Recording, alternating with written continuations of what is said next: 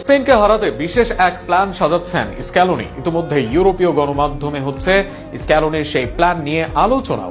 4-4-2 ফরমেশনে সাজানো একাদশ কখনো রূপ নিবে 5-3-2 ফরমেশনে, আবার কখনো হয়ে যাবে 4-2-4। কিভাবে লামিনকে ঠকানো হবে, কিভাবে মিডফিল্ড থেকে ডিফেন্স ও অ্যাটাক দুটিকেই সমন্বয় করা হবে, তা নিয়ে স্ক্যালোনির বিশেষ পরিকল্পনা নিয়ে শুনুন প্রতিবেদনে। আগামী 27 মার্চ কাতারের লুসাইল স্টেডিয়ামে অনুষ্ঠিত হতে যাচ্ছে ফিনালিজিমা, যেখানে মুখোমুখি হবে কোপা আমেরিকা চ্যাম্পিয়ন আর্জেন্টিনা জাতীয় ফুটবল দল এবং ইউরো চ্যাম্পিয়ন স্পেন জাতীয় ফুটবল দল। লাতিন আমেরিকা ও ইউরোপের সেরা দুই দলের এই লড়াই ঘিরে ফুটবল বিশ্বে তুমুল উত্তেজনা তৈরি হয়েছে।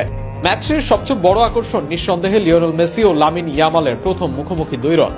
মেসি যেমন অভিজ্ঞতা ও সৃজনশীলতায় যেকোনো মুহূর্তে ম্যাচের চিত্র বদলে দিতে সক্ষম, তেমনি তরুণ ইয়ামাল গতি ও ড্রিবলিং দক্ষতায় স্পেনের আক্রমণের বড় ভরসা। তাই তাকে নিয়ন্ত্রণে রাখতে কৌশল সাজাচ্ছেন আর্জেন্টাইন কোচ লিওনেল স্ক্যালোনি। সম্ভাবনা রয়েছে ইয়ামালকে থামাতে বিশেষ পরিকল্পনায় খেলবেন নিকোলাস টেগলেফিকো এবং মাঝমাঠ থেকে অতিরিক্ত সহায়তা দেওয়া হবে, যাতে ডান প্রান্তে 2-1 পরিস্থিতি তৈরি করে তার প্রভাব কমানো যায়। সেক্ষেত্রে একাদশে এমির সামনের 4 ডিফেন্ডার হবেন টেগলেফিকো, রোমেরো, মলিনা ও লিজান্দ্রো মার্টিনেজ।